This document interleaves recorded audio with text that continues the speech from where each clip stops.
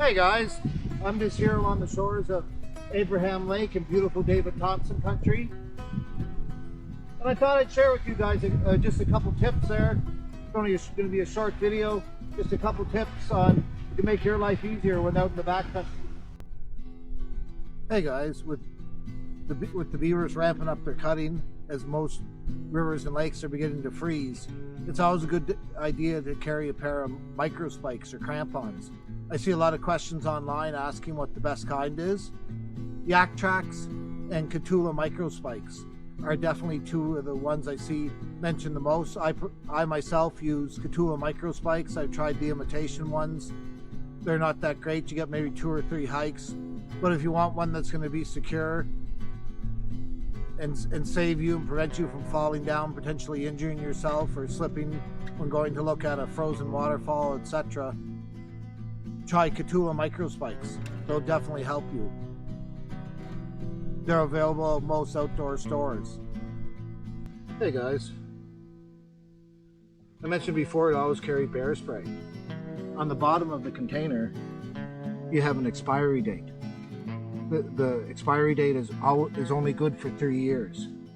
So remember to always check the expiry date on your bear spray. You don't want to leave it out in the extreme cold either in your garage if it's cold, if it's not heated, because then it won't work.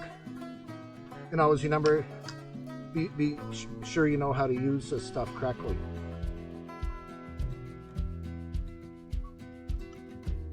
And don't have it in your backpack or in your pocket.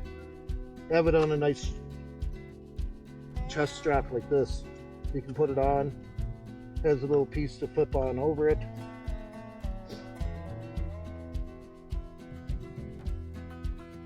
I always buy 1 or 2 cans every year, but better to be safe than sorry. I've never actually had to use it, even though I've encountered both grizzly bears and black bears, as well as moose, mountain lions, etc., while out hiking in the backcountry. But it's just better to be safe than sorry and carry it on you. Well, today I'm going to be showing you guys how to test your isopropanol fuel for your MSR wind burners, jet boils, etc. On the front of the can here, you can see the different levels.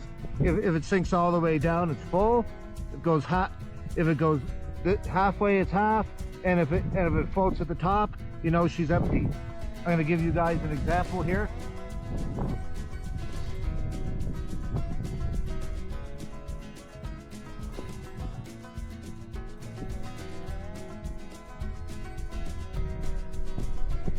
Oh, the first one I showed you. We're going to drop it in. Check out the level. We're looking at about half on this guy. Came up to this line right here. On my second container here, I think this is pretty full, but we'll check it out.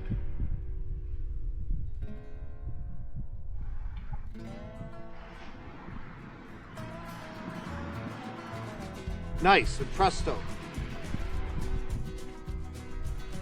We have a full one. So that's always a good way to do it, to check on your cans. It's always good to know before you go out on a backcountry expedition whether you have a full isopropanol can, whether you're using an MSR wind burner series or one of their devices, or a jet boil, or any other type of device that includes these little canisters.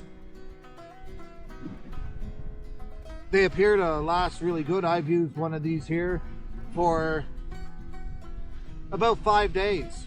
That's cooking a meal in the morning, like breakfast, a dehydrated meal, boiling about 500 mils of water in this exact bowl you see here, which is part of my MSR wind burner kit, and then having another dehydrated meal in the evening.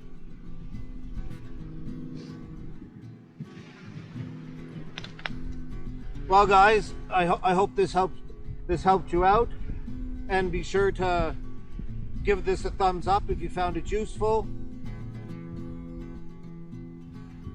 and comment and share it on social media with all your friends. And if you'd like to see another video, check out one of these two above me. Thank you so much.